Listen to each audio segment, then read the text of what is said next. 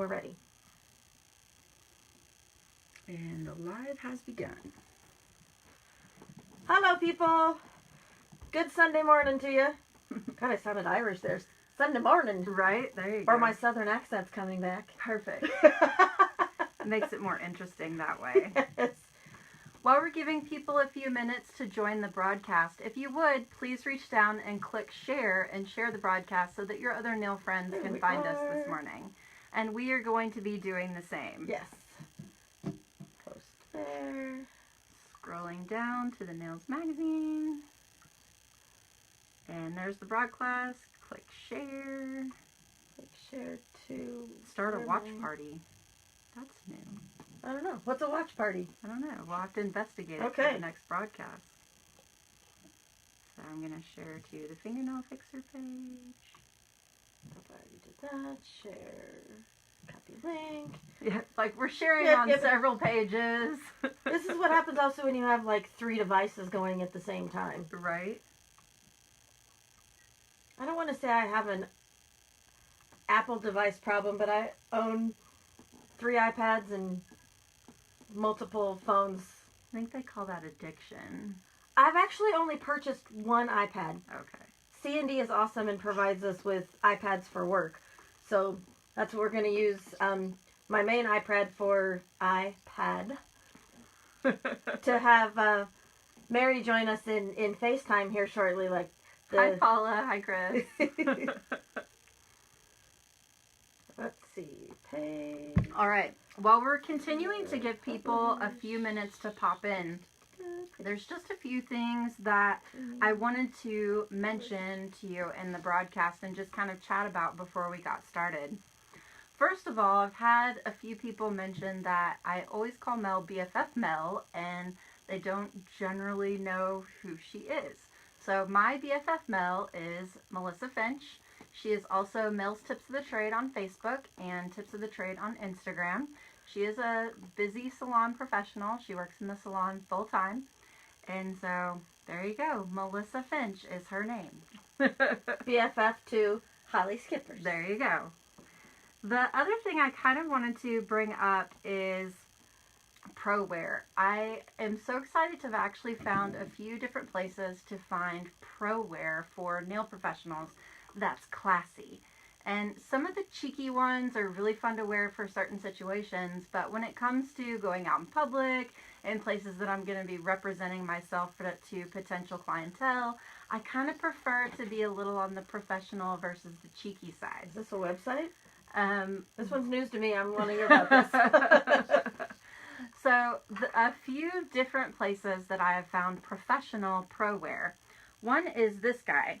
It's the hashtag NailTech Tribe, and I think these look so cool. They're really eye-catching with the glitter, and she's got hoodies and t-shirts and hats, and she just mentioned that she'll be adding aprons. And that is going to be on Facebook or Instagram under Nailed by Becky Bunnell, and let me just pop that into the comments so that you can find it.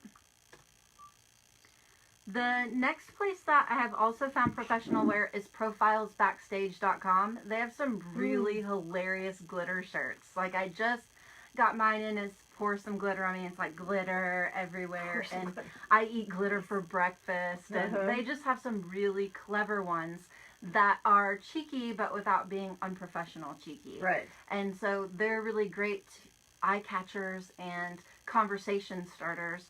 I also will sometimes post myself wearing my fun t-shirts on my social media to get questions or comments from clients. And I will post that in the comments right quick,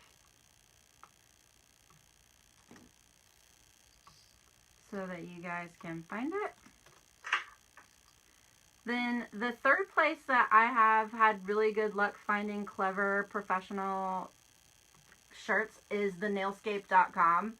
She has some really cool ones. I think my favorite one, the first one that I ordered from her, says something about nails are my everything, or I cannot remember it right off the top of my head, but I've definitely had it on my Instagram a few times because I'm absolutely in love with it. And the Nailscape is also a really cool blog in addition to having awesome shirts. And she also does a bi-monthly subscription of the Nailscape box, which many of you have probably seen on my Instagram, that has just all kinds of random goodies. Didn't you just post that like yesterday? Yes, I did post one just yesterday because I'm like, ooh, shiny. And so you never know what's going to be in the Nailscape box that will be really fun to check out. And I will pop that into the comments as well.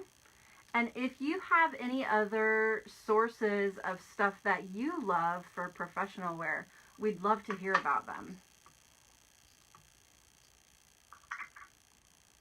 It helps if I click copy. And to everybody that has said hello so far, thank you for joining us. I see Paula and Mary and Chris and is it Rochelle, I'm going to assume.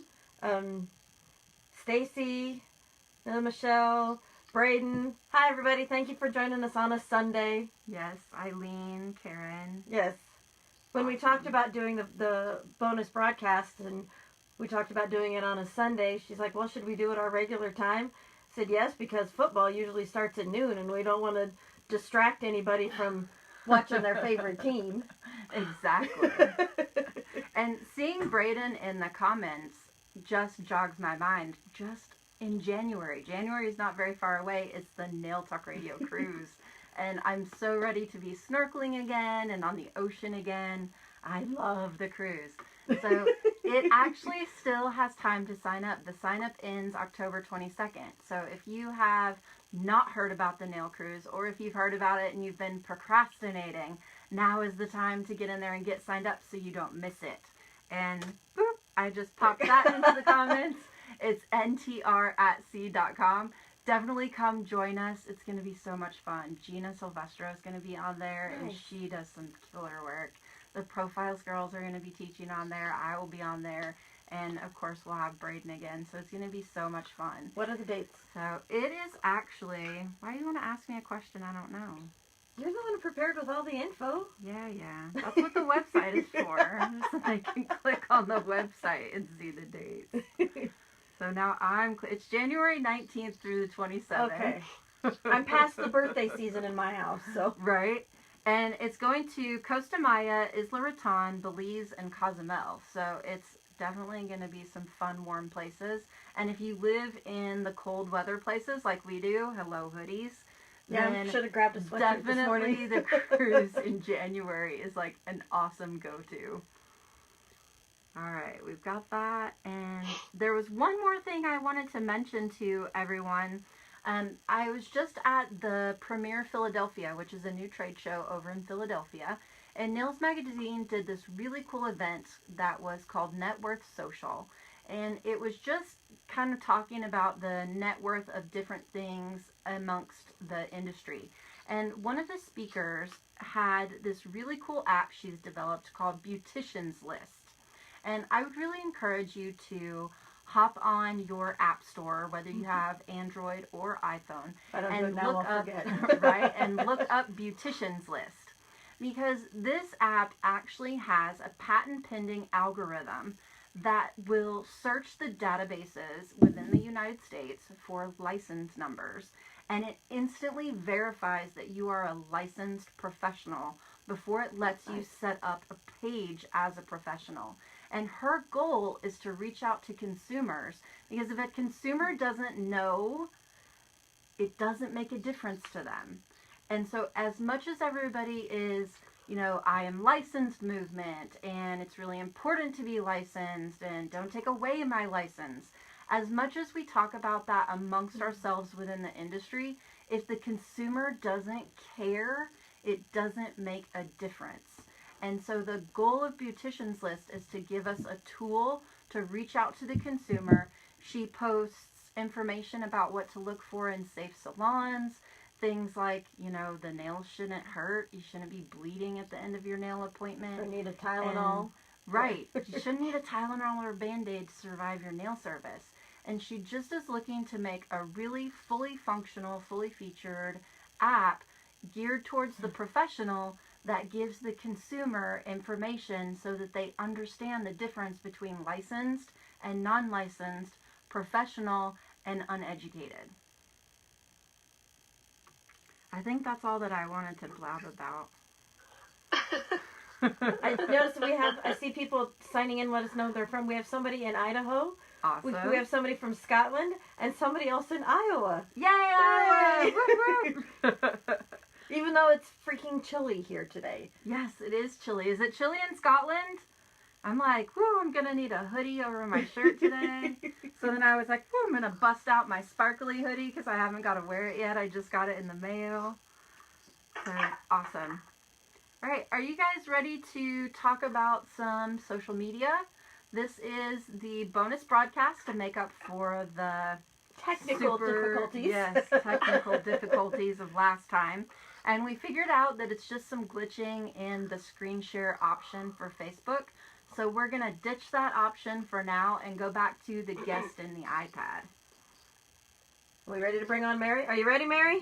Ready. You've been sitting here looking at her smiling face for a while here.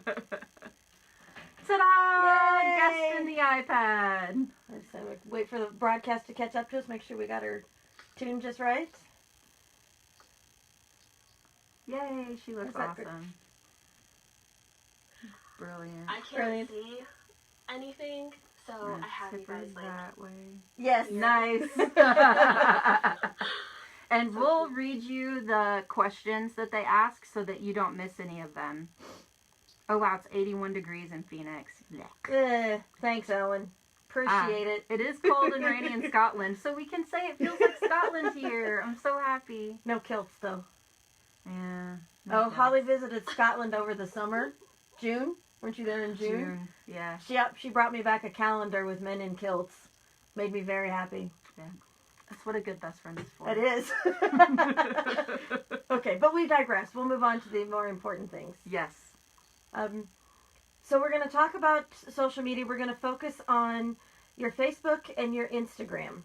I mentioned last time a couple of statistics. Do we want to read the statistics again? Absolutely. Okay. You know me, I like doing the research and having the numbers. I like the exacts. So Facebook has been going since 2004. Its average age or its average user is your 30 to 49. And all of these statistics I found stop at 49. So I don't know if they think nobody over 49 uses social media because I'm over 49. But, okay. And its usage or users are 62% female and 38% male.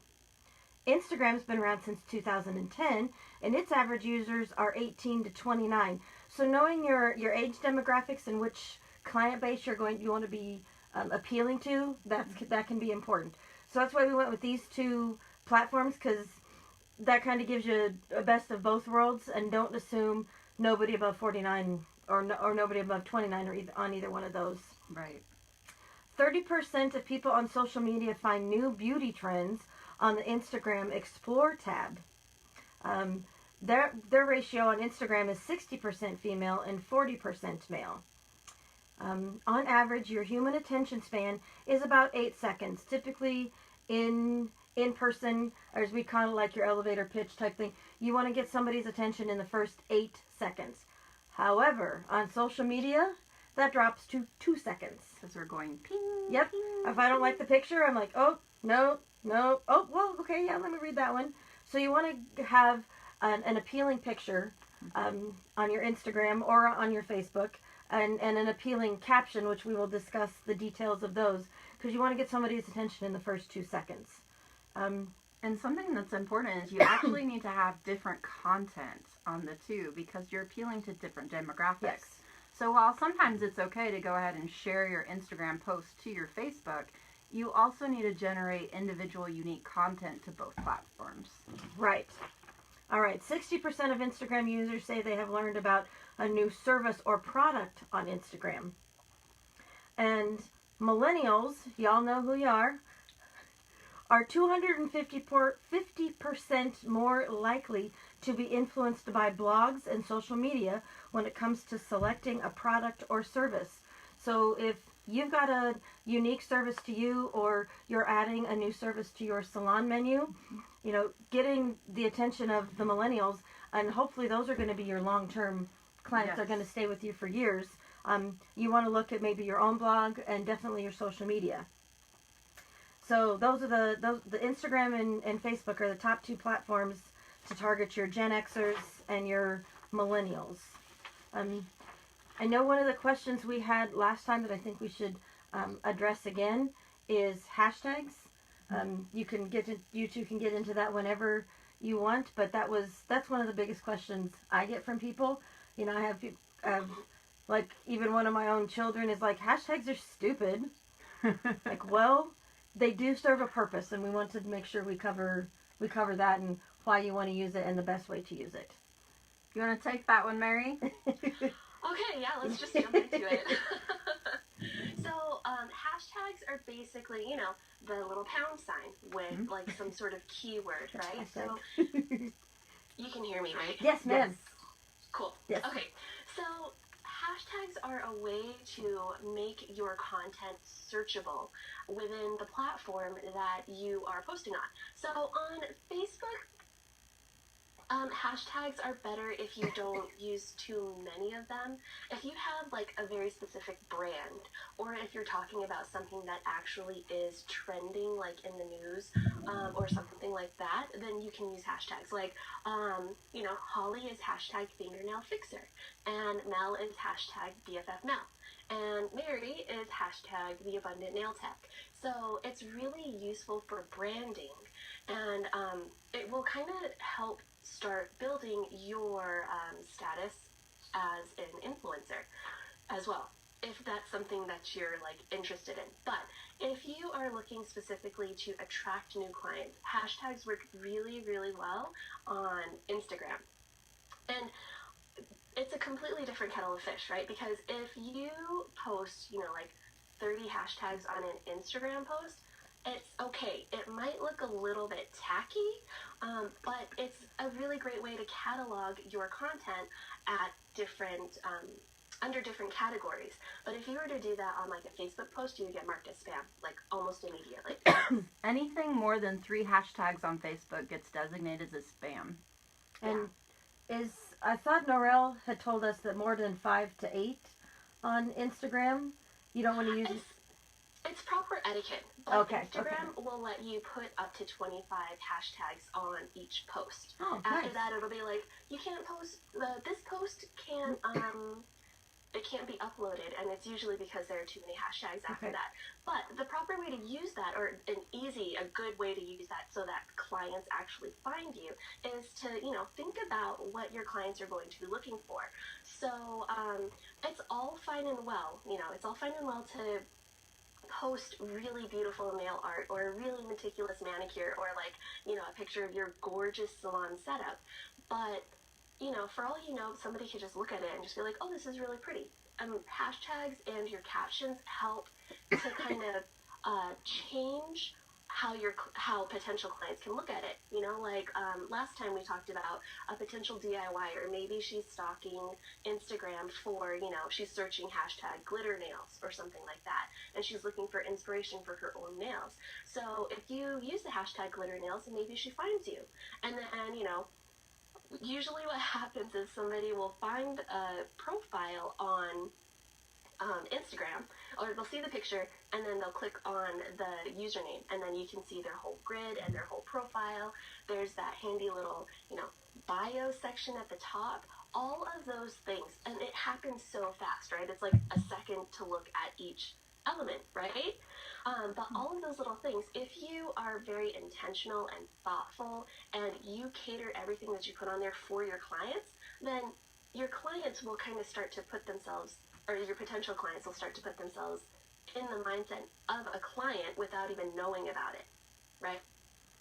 Like, that's one of the reasons why movies are so fun, because you can almost, you know, you get immersed. It's an immersive experience. Well, that might be a very big analogy, but it's kind of the same thing with social media. Nice. I have an interesting thing to add about the use of hashtags. When we decided to start kind of using the hashtag NailOn, I first looked that up back in April, and it had only been used about 4,000 times on Instagram. And we started using it regularly in about May.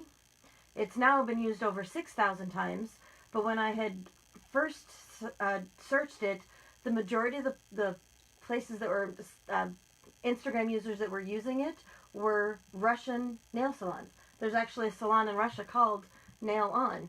Oh, cool. But since we've started using that hashtag, I've had at least half a dozen Instagram users from Russia start following me.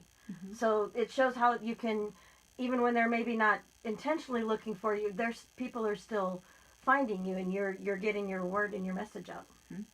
And Mary, Definitely. we have a comment in the group. Morgan would like to know, what about putting a huge list of hashtags in the comments in Instagram? As long as it's under like the 25 to 30 mark, so I think they recently changed it. They put it. It used to be 30, but I think it's like 25 now. As long as it's fewer than that, then it's fine. The thing that you want to make sure you're doing with a long list like that, number one, make sure it's relevant to your content that you're posting. So don't use glitter nails, hashtag glitter nails if you have a picture of, stamping nails or something like that. And also switch up the hashtags with each post. Okay, so it's the same thing, I guess, just keeping them relevant. There are a few things that you can keep the same. So for instance, I would always use hashtag the abundant nail tech. But other things, like if I'm posting on my salon profile looking for clients, I would put, hashtag Denver nails, or hashtag Denver nail salon, hashtag Denver nail pro. So all those three things are usually on every single post for my salon. That's good information. Yeah, good. And location stuff is really interesting that way, because, I'm kind of in between Denver and Boulder, so I would actually use hashtags for both of those cities. And then if you live somewhere that has, like, a really cool, like, abbreviation, so, like, here it would be, like, 303, right? But in Portland, they use, like, PDX. And then in Austin, they use ATX. So incorporate those really cool, like, locals only hashtags as well, but keep it relevant to what you are posting. Smart. It's fun. Give us a thumbs up or a heart if that helps you better understand what the purpose is of hashtags.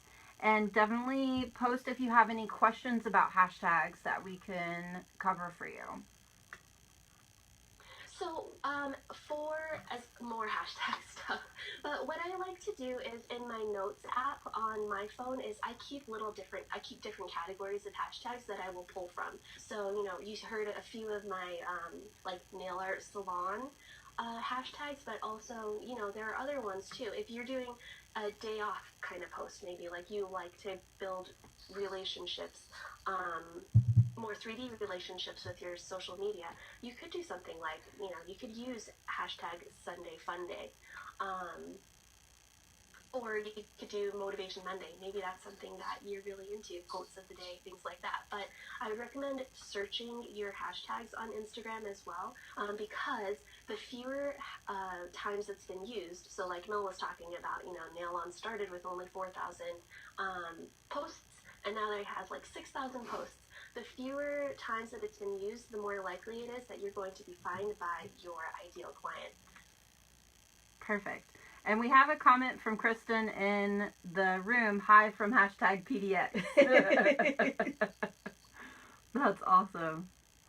What else can you tell us about social media for bringing in new clients? Well, I would say definitely that you have to do it. Whether you are whether you're a commissioned employee, or if you're a booth renter, or if you're like a solopreneur, in every single case, you can't really depend on anybody else to build your clientele. You might be lucky enough to, go into a salon that has some nail clients there for you. Maybe like you're taking over for somebody who's retiring or something like that, but you still have to keep them as well. And it is all about the relationship. It is one thing to give a really excellent service at the salon.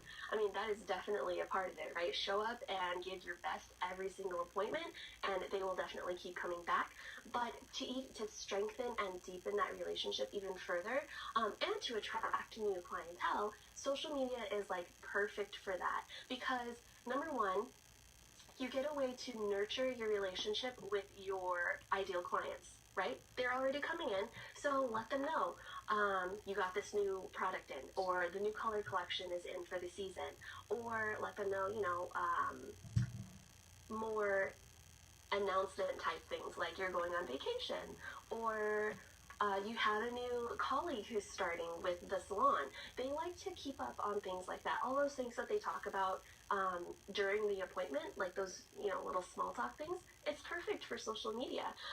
But using them as your portfolio and getting them involved in your portfolio, that gives them, it's a different level of relationship, basically. So it's more involvement, and they think about you more often because they see you in their feed, And as far as referrals go, everybody knows word of mouth referrals are the best, right? Am I right? Yes. It's not just me. You Okay. want Correct. more You're clients correct. like the clients you have. Yes. Exactly. So nurturing those relationships on social media will also attract people who are like those clients that you have. And it gives them your existing clients, another way to refer you to people who maybe they don't see, but twice a year. But if they keep seeing them talking about you and your amazing work and the relationship that they have with you, then you're probably going to get a client out of it. Well, Yes. and clients love to see their own nails on your social media. Totally. I see them share it to their own page. This is me. These are my nails. Yes. It gives Yes. them bragging rights and a feeling of ownership. It's ownership, yes. And going back to, immersing a potential client, immersing themselves into, the idea or the fantasy even of being your client, all of that creates that, you're telling them about the experience that you create and the experience that they can expect by being your client. Because I will tell you, nobody else does nails the way that you do. Nobody else gives the fantastic and amazing experience just like you. So you might as well big it up, okay? Exactly. That's so Definitely. true. And what if you already have a full established book? What is the benefit of social media for that? That is a great question. Well, you always have to continue nurturing your business, right? Because if you start closing your books, say it's, okay, maybe you do have, a 2-month wait list, but I would definitely not recommend just completely closing your books all the way. If somebody really wants to wait for you for 2 months, maybe don't take that opportunity away from them, right? Mm-hmm. They obviously see something there that they want to experience, and who knows what that next person could be. She might be like, your next, I don't know, big opportunity, or she might be your next, biggest fan. She might even just be like your new best friend, So, I would definitely recommend not doing that, because if you start closing your books, what's going to happen is that, down the line, 5 years, 10 years, with, the natural thinning of your clientele, And people move away, stuff happens, right? Yeah.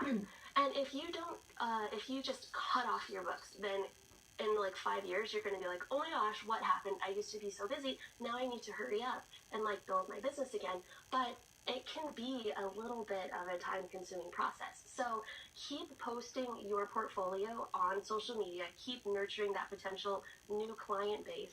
Let them come to you once a year if that's what they want to do, Or, so that's just the business part of it. But if you have full books and if you have a ton of followers on social media already, maybe the next step is to actually, become an influencer yourself. Start posting tutorials. Maybe we love learning online, right? Like YouTube. Who doesn't have a break at during the day and then they hop onto YouTube to check out the new wildflowers tutorial or the new Winnie tutorial, right? Yep. But Exactly. I sit at my nail table if I don't have clients. I don't like sitting in the break room and just sitting there. So I'll grab my iPad, go to my nail table, start getting my stuff out. And my boss and my coworkers are always like, oh, she's in mad scientist mode again. Yeah, don't talk to me. Yep. Well, and being in a full service salon, having the other clients that are there for hair services or makeup services see you doing nails at your table, makes them wonder, like, what is she doing? Why Well, I is she even learning something? I even have other clients that are with the other nail techs at our salon be like, what are you working on today? What's going on over there? Yes. It's strange, right? Like sometimes it feels like they're being nosy or something like that. But really, it's just really interesting. And that's, again, like you doing that. Even as somebody who just comes to the full service salon to get their hair done, but they know that you're always over there trying new things and being adventurous, like that is part of their experience too. So that little circle of influence that you have in your salon, like it could just be so much bigger if you did that on social media too. Like I have friends who, well, a client actually, she usually only ever, well, two things she'll get. She'll get just a plain color or she'll get a French, okay? But she is always talking about nail tutorials. She's like, have you seen this video? And have you seen this video? And have you seen this video? And I'm like, oh my gosh. Like, who could you be reaching if you actually just post things? Don't worry about, like, what people will think or anything like that. Just set up your camera with your little stand, you know, at your workstation, and maybe just record you doing some nail art or sculpting a nail or polishing a nail on a client and stick it up there and see what happens. Okay, we have two questions here, and one actually has to do with the tutorials. Michelle says, would love to do a tutorial, but don't know where to start. Okay, well, do you have nails to work on? That's a good place to start. Basically, you have a smartphone, right? Or an iPad even. Just go hop onto Amazon and grab like a little stand. You could even use a regular tripod if you want. You know, maybe you have one of those in the attic or something like that, because they last. I've got a stand here we're going to show off.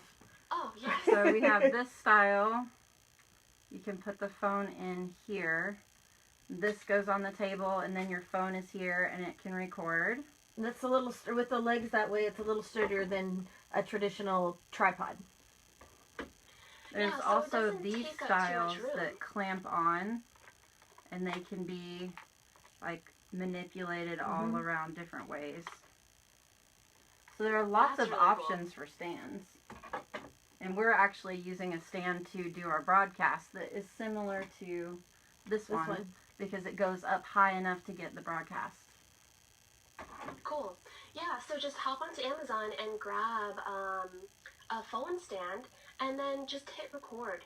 And I think this is a really good practice to do anyway, because hit record, do your work, and see what the angles are like. You know, maybe just kind of start to get used to it. You might need to, for a good tutorial, or for a good clear tutorial, maybe you just have to kind of tweak the way you hold your hands or the way you hold your client's finger. And then once you get those nuances down, then just go for it. The content is there for you already. You can edit it really easily on your phone. iMovie is a really easy software to use on any iOS device. I'm sure Androids have a really good software as well, but just go for it, honestly. Just start. And if you find that, like she mentioned, iMovie is really easy, if you don't think it's really easy, then Google is your friend. You can literally Google, like I was trying to cut up some videos and mesh them together from last time when we were having the technical difficulties, and I would just Google, how do I trim or mesh the videos together? And there are all kinds of tutorials on how to make tutorials. And then another question that we have is, do you hashtag the tutorials as well? Yeah, totally. Wherever you're putting them. You don't necessarily have to do that on YouTube, because YouTube is a search engine in itself, so you don't have to use hashtags there, but be very intentional with how you title your videos on YouTube and how you do the description as well, because keywords. Those are the keywords that will help you show up in the results on YouTube. And then we have another question that is, when you say portfolio, are you referring to just photos of your work on Instagram? On any platform, your portfolio is pictures or videos of your work anywhere. So definitely on your website. Instagram is really easy because, that like quick little grid layout makes it easy for people to see, a snapshot of your work. Facebook as well, although Facebook, people don't usually go to like the albums to look at your work. They just kind of scroll through your feed or your wall. So, yeah. I'm just Googling native video editing software for Android, and a lot of different things come up. So whether you use iOS or Android, there are all kinds of free movie or tutorial editing apps. I think there are even online services that'll do it for you too, like web-based software that you can use too. Absolutely. Michelle, Yeah. Michelle, does that answer your questions? There's two Michelles. Two going back Michelle. and I'm forth. sorry.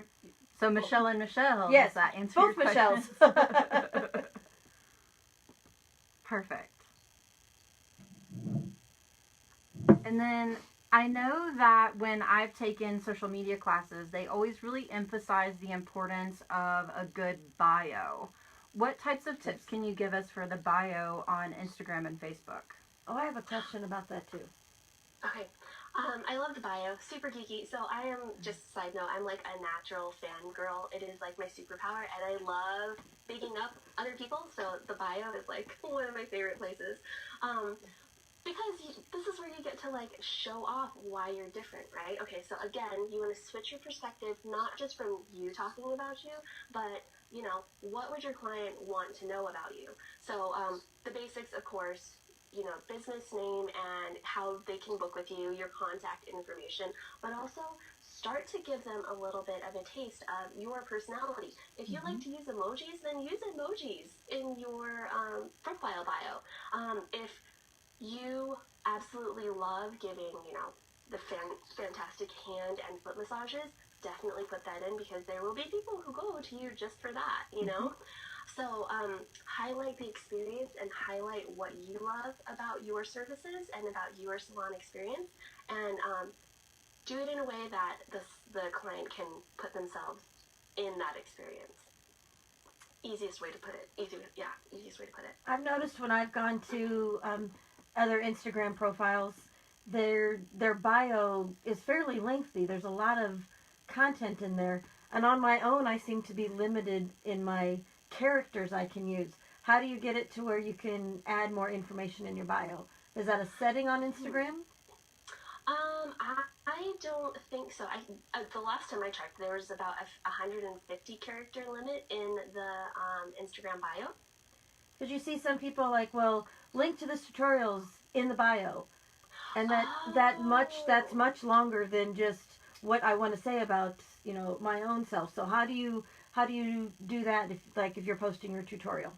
Okay, that is a great question too. So in your Instagram profile, there is a space for a website link, right? Okay. So you can do what, it's an actual different field. It's not actually part of the bio. So you can do that. Like if you want to post lots of tutorials, you can change it up every time, but a much easier way would be to use something like a service like Linktree, where you can just put your Linktree link, and then they will list all of your links in there. So you can just say go to the link in the bio, and there's also I think it's from Linktree, but it will actually, when you click the link, it'll show your grid with specific links attached to it, so that your client can easily find, like, say you have a picture of a cute pedicure in the sand, and you say get this polish, book this service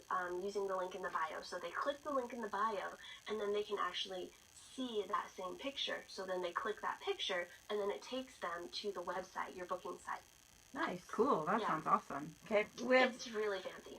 Another question is, do you have advice on the best way to take photos to showcase your work? And I have a couple of things to add to that after Mary, unless Mary covers what I was going to say. You can go first if you want. One of the things that I have found about getting good photos is your lighting is huge. When you're going to be taking, you're like this and you're wanting to try and take a picture. Sometimes your phone gets in your shadow, so don't try and hold it clear down here. Hold it out here, zoom in, crop, whichever you need. But also lighting. Ring lights are can be very popular, and it's dead. I actually got a ring light. We were talking about the Nailscape box earlier, and I actually have a ring light from my Nailscape box. And another thing that had come in the subscription that makes photos really handy is a light box. Right. And that is giving you a nice surrounding of light that is also really awesome and handy for that. So that's how your ring light would work for your phone. You put the opening around your camera, and this particular one, if it was charged, you could see, has 3 different settings, because you don't want to overwash, don't want to wash it out with extra lighting. And the phone stand that Holly was showing you earlier, there's a light like this that will actually hook to it. See if I can get it back on here properly this time. Yes, it's this side. Make it this way. We had a hard time getting it off earlier. So then you can actually be this way. This could be looking straight down on your work surface, and this also has settings in how bright the light can be. I find the background also makes a difference. How do you feel about different backgrounds, Mary? Yes. So as long as it's not terry cloth, because terry cloth backgrounds in general, just make sure that you can get a good focus on the actual nails themselves as opposed to the background. Sometimes, the autofocus will just keep on grabbing the material or whatever it is that your background is made out of. So just make sure it's like really, really clear. And then as far as the lighting, of course, is very important, right? But sometimes just kind of check your lines of light. So your line of light is the way that the light is reflected off of the surface of the nail. And if it's squiggly or if it's not straight and sharp, then it can make your nails look a little bit heavier than they probably are in real life. So basically, how you put your hands. Yeah. Yes. Yeah, and then how you place the hands. Have your clients pose with soft hands, as opposed to like. Yes. Yeah, and if you're doing the nails like together, like try not to let them, curve their hands over too much. Keep them kind of flat so that you can actually get a good photo of it where you can actually see most of the nail. And then I'd probably recommend, making the nails the focus of your picture as opposed, not too much hand, basically, because that's distracting. There's too much stuff to look at. And again, to go with the light and the lines of light, try not to use your flash. I think the flash kind of makes it a little... Usually washes it out too much.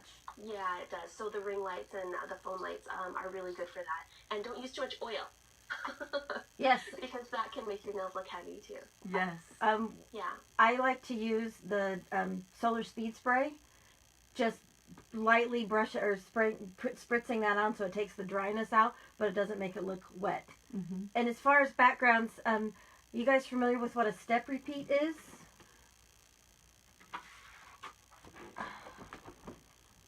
Something like this is a step repeat that has the repeating logo on it. I've seen people that have their own individual ones for their individual salon. I try and always have a background like this when I'm going to be posting pictures of shellac. At work I have one with a white background just like this, but I have one with a black background. And I like to take my nail art in both backgrounds because a white background can make a design pop better sometimes than the black one does. I like to try both. But I make sure to have my background not too distracting. Yeah. And then Morgan left a tip. She said, Russian nail artists say 2 lamps on the table is an alternative to a photo setup. And we find that for filming tutorials. Yes. That 2 lamps does give you better lighting because it eliminates the shadows since they're coming in from both directions. Yeah, 2 lights like this. Yes. And then another question is, what lighting is best to show the bling on stones? I think natural lighting is the best. Always. Agreed. I've had clients walk outside before so that we can take pictures outside and truly get natural sunlight. And it kind of gives your pictures a little bit of a different kind of edge, right? Like every time every time I see a client who's like posing outside, I always stop for an extra second, and then I look at the whole picture, because it's almost like a whole styling shoot as opposed to just nails. Right. Yeah. And do you recommend that when people post, or now men, women, whichever, post pictures of their nail art, do you vary the what do I want to say, the positions? Yes. Do you vary the positions, or you do consistent? I like to keep consistent, but I notice other Instagram or Facebook users vary their hand positions. It could just be part of your branding. Maybe your hand position is part of your branding if you find something that actually works for you. But if you need to, take different position pictures, definitely take more than one picture for sure. Every time you're taking nail pictures, because tilt your camera a few different ways, or if you find that maybe your the nail art or whatever it is that you're photographing actually looks better in a different position, then maybe that's a good reason to use a different position. I probably to post a different position. I bet I take 8 to 10 to 12 pictures every time I photograph my nail art, like in the salon. Just angle it differently, do it landscape, do it portrait, do it square. And we have another one that says she always uses the same hand position. So that is personal preference. I've seen several great different positions. So if you're struggling for ideas for positions, scroll down your Instagram feed and try not to be distracted by the design, and simply look at the position. Look on Pinterest at the position of the hands. Or props. Yes. Having props to use too. And we do have another suggestion from Morgan. She said LCN Super Shine moisturizes without looking greasy and removes errant glitter. So that's always good. Another idea, for a product to apply before you're taking the picture. Yes. On that note, actually, I personally think it's totally fine to retouch your photos before you post them. There's a really great app that our friend Chris has told me about called Facetune, and like, for some reason my eyeballs will not see things that the camera will see sometimes, so that errant piece of glitter can be really distracting. And if you are wanting to probably like elevate as an influencer, or maybe get a repost by a brand or by Nails Magazine, those little things matter. So if you have like a great photo with like perfectly sculpted nails and right on nail art, but then you accidentally have a little piece of glitter stuck in there, go ahead and take it out with a little app. It's totally fine. I would agree, using apps for retouching things like that is completely acceptable. It doesn't really it doesn't take away from the authenticity of your work. Right. Yeah, I was gonna say, it's not like you're trying to fake it. You're just trying to enhance it. Yes. Michelle, that app was called Facetune. And Ellen gives the suggestion she's had great luck using a dark room with flash to get great shine on stones. It doesn't work well on the hands, but it works well for stones. Cool. That's something that if you add after taking the picture, I think it always looks kind of fake. So I wouldn't recommend that. Right. I'm just going to type in that the TouchUp app is Facetune. Thank you for Chris Kiss for that suggestion. And Chris also mentioned, she happens to be in the chat, so hi Chris. She also mentions using a Photoshop app is also helpful.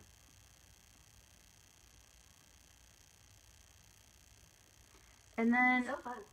yeah, right. Before we start to do our general wrap up, do any of you have further questions for us or for Mary that you'd like to cover on social media, or how we can help you with social media? Did we get everything in on the notes? Oh, can you, while they're thinking about their questions and popping them in there, Can you talk a little bit about the importance of consistency of posting? Oh, definitely.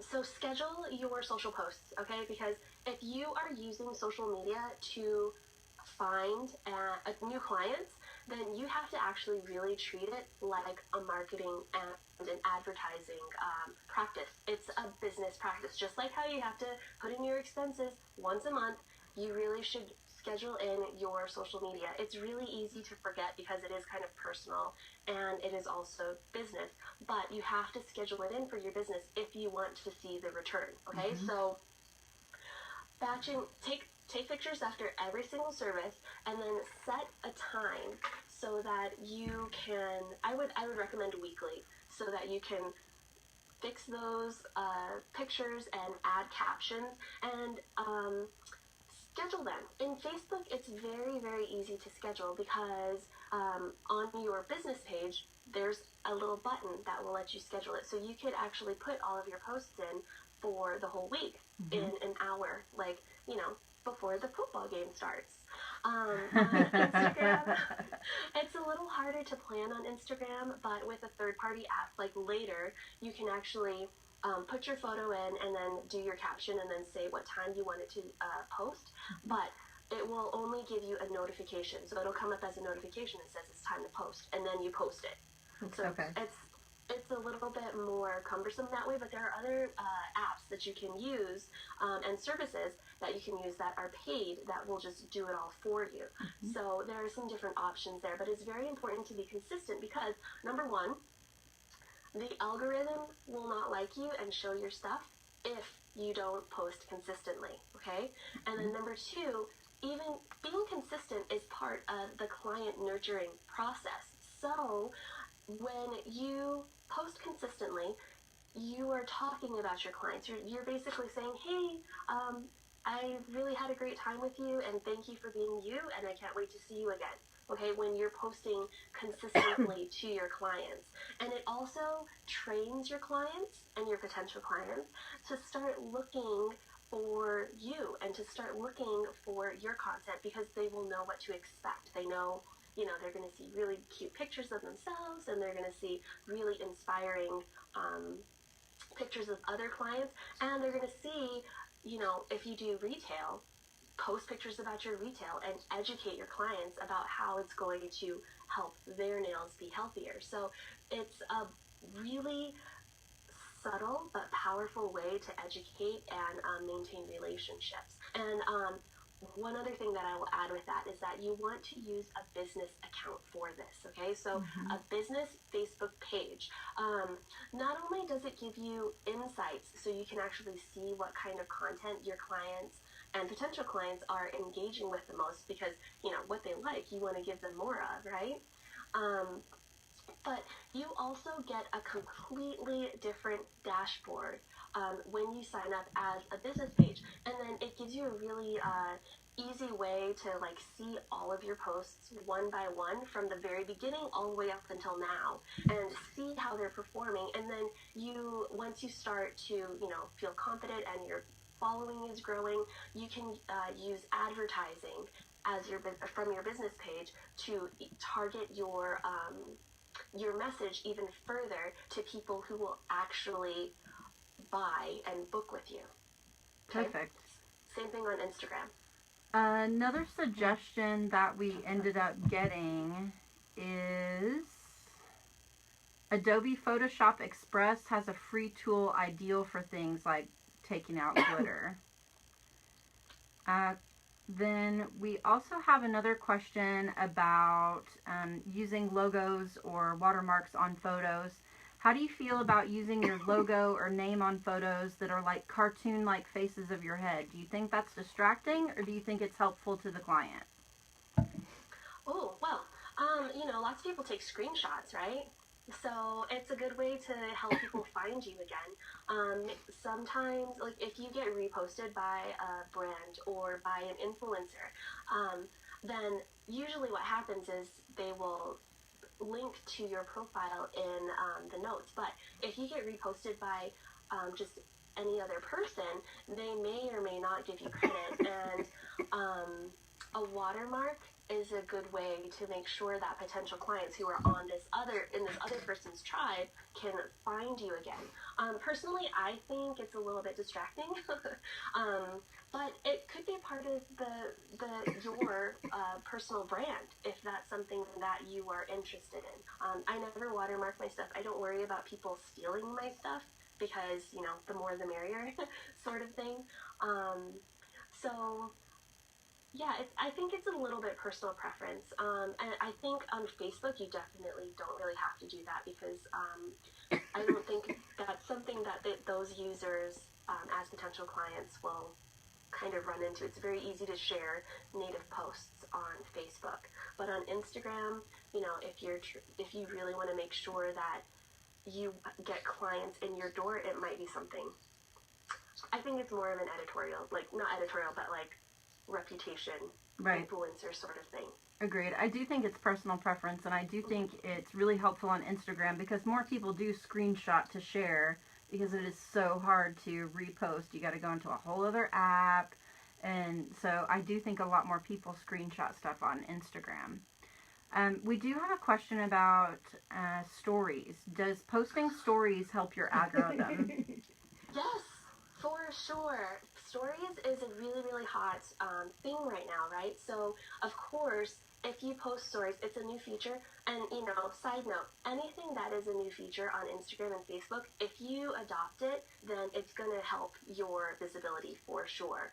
I love Instagram stories specifically because it's a really fun way to show more of your personality without looking unprofessional. You know what I mean? Like, if you like to go to concerts and if that's something that you and your clients talk about a lot, but maybe it's not always appropriate to post a concert photo on your profile every week, then your stories is a really good way to do that. And then you can use highlights as well. So your stories are pieces of content that you post and it's visible for 24 hours. And then after that, it just goes away. It's very similar to Snapchat. But in Instagram, you can catalog and archive those stories into highlights. So it actually shows up on the top of your profile, like your main grid, your profile page. And so if you go to like a really fun event, like the cruise, like if you go to the NTR cruise, that would make a great highlight because you're getting it out there and it tells people that you care about your education, you're really, really fun, and you are up on the nail world. You're current, you're up to date with your education, and that might be something that your clients are into. Cool. So stories are basically small daily tidbits. Yes. Awesome. Yes. And something else about stories, it's a really great way to get engagement too.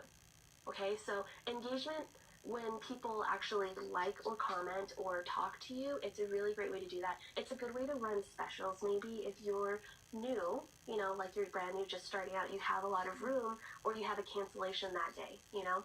I have a cancellation today, who wants it? DM me for info, da-da-da. It's a really great way to have intimate one-on-one conversations. Awesome. And I always notice that the views on my stories is always way higher than the likes on my regular posts. So they do definitely get more engagement. Yes.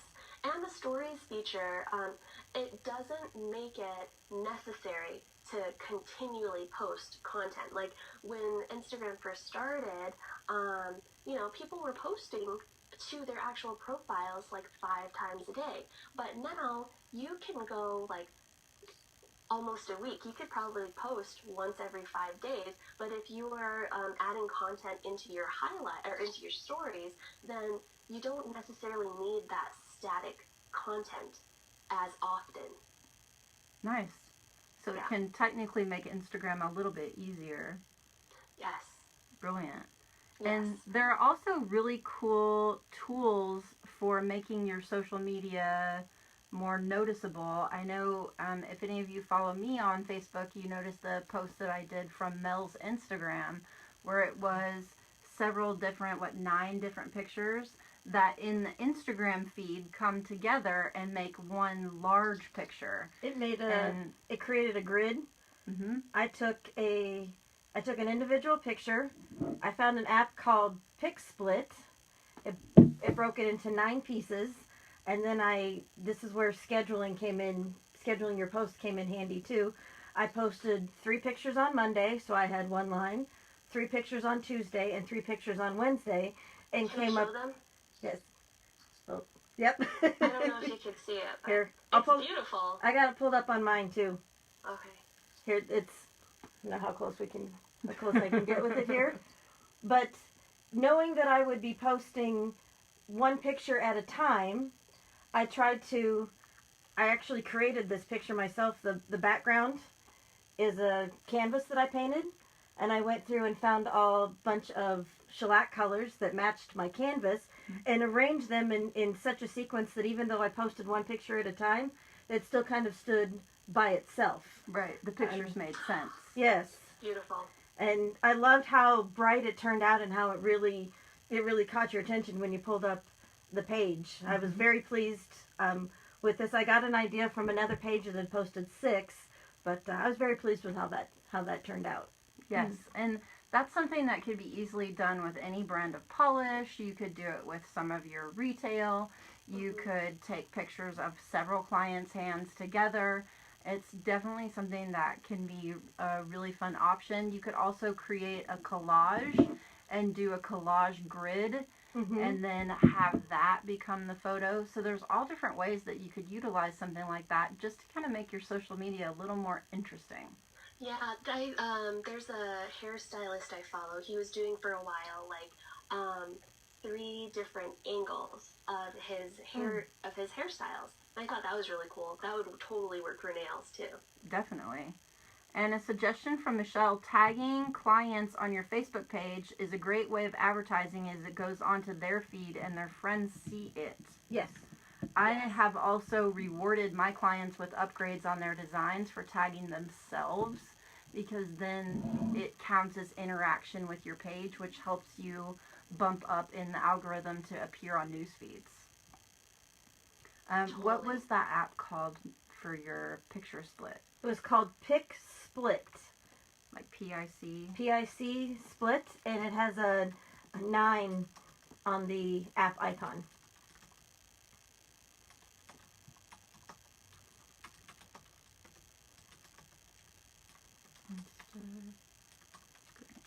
And then when I created it on the PicSplit, I screenshot it, and actually wrote on there 1, 2, 3, 4, 5, 6, 7, 8, 9, so I knew which order to post them in, so it would show up in the right grid. That makes sense. All right. That is so you, Mel. The numbers and the order and they're perfectly planned. And then I kind of actually had fun with the captions. Mary, did you read the captions on those? No. Yeah, they're really clever. So the first one was like, what color gives you inspiration? But then it was things like, what is your relationship with hue? H-U-E. I saw that one. It's not what you say, it's the tone you say it in. Bright colors can be so tantalizing. Let's see, is your future so bright you need shades? And I'm not neutral about the color purple, it's my favorite. So I went in and used all the color terminology to enhance the posts too. And definitely leaving captions that kind of hint at your level of education is another way to kind of show your clients that you're at a different standard of information. Definitely. I like that. And that's like totally, I mean, it's part of your personality too. Like all of these, they're so cute. They're so cute and funny. And like, I would totally, vibe with a nail pro who is cute and punny because it's fun. Right. I did 2 other posts being punny. One, I posted a picture of solar oil with some keys, And, solar oil is the key to healthy nails. And then I also annoyed my cat by, I placed a bottle of solar oil and a tube of cuticle eraser on her and said that solar oil and cuticle eraser were the perfect combination for healthy nails, and to get some right, meow. Like, I amused myself, if nothing else. Right. And just letting your personality show on social media helps you engage with people that would be similar in personality. They would get your sense of humor, and they would enjoy spending time with you. And it's a really fun way to, inspire yourself to actually, create new and interesting content, too. It's like, the same thing. It's like, oh, I know I need to post something, but what should I post? Well, let's see if the cat will, be my model for it. Cooperate. Yeah, totally. And speaking of inspiration, what are we looking at for our October broadcast? Because that's only 2 weeks away. It is. The second Monday of October, we'll be doing our October broadcast. And, October really brings, you start thinking, a lot of clients that don't do nail art the rest of the year start thinking about nail art. They want something fun. They want maybe a little bit on the scarier side for Halloween. Some people want the smiling cat and the smiling pumpkin. And I personally, one of my favorite things to do is blood splatter nails. Yes. So they look like a crime scene, which are a lot of work, and I could create a tutorial on how to do, but they're a lot of work, and I actually won't do them in the salon because they are very messy. But we decided to take a little bit different approach to the nail art and talk about your fandoms. As we discussed a couple of weeks ago, Mary was saying how she was a big, she's a Potterhead, big Harry Potter fan. My number one fandom would be Supernatural. What's your number one fandom? I'm a turtle girl. Turtle. So any It's turtles? all about the Ninja Turtles. Like, Raphael is my dude. I like to pretend that my logo turtle girl and Raphael date. They'd be a good. Okay. Right. They're a cute couple. There could be some fanfic there. Exactly. But fandom doesn't necessarily just include nerdy things. And my clients all know I am very open about being a huge nerd. I don't care if they laugh at me. I don't care that I'm 50-some years old 50 years old, and go to Comic-Cons and are a total nerd. But fandoms also include your teams, your sport teams. There's so many other things. So we're going to approach nail art in a little bit different twist and talk about fandoms and kind of a little bit of the psychology of fandoms, and that translates into your tribes too. As well as tips and tricks for how to do designs that will speak to fandom. And talking about sports teams, it doesn't have to be a professional team or a college team. It can be your local high school team. Exactly. It can be your kid's little league team. And so just really, what are you a fan of? What things do you love? We need to also, we have a question here. Who is the girl on the tablet? Let's reintroduce Mary again. And I'll type her a reply while Yes. you are introducing Mary. Mary is another C&D Education Ambassador along with us.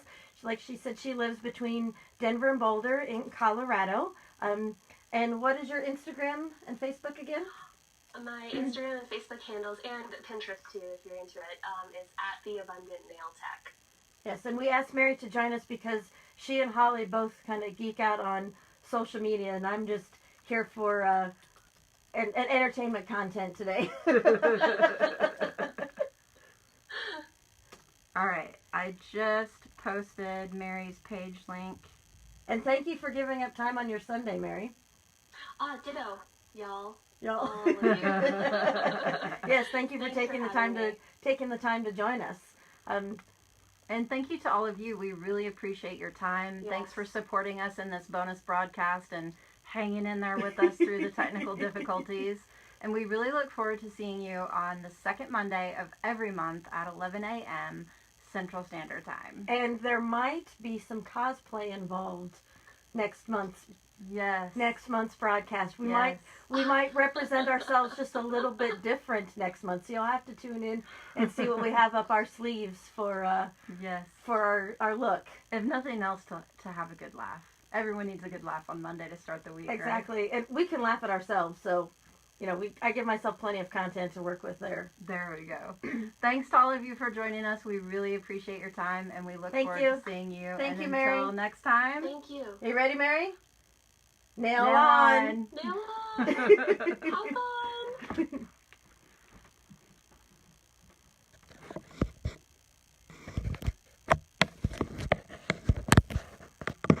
Let me push finish.